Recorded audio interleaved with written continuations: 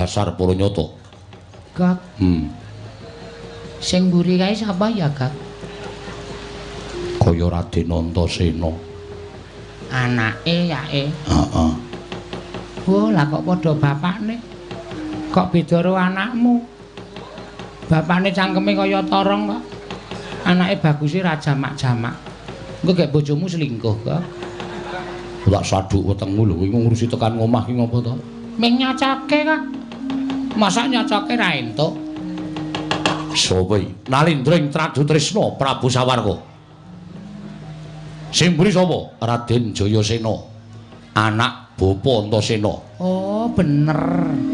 Anake Antasena. Heeh. Gleleng kaya bapakne. Ha iya. Wis benengke wae. Sapa kuwi? Prabu Sawarga. Lho, nuntun kirik loro.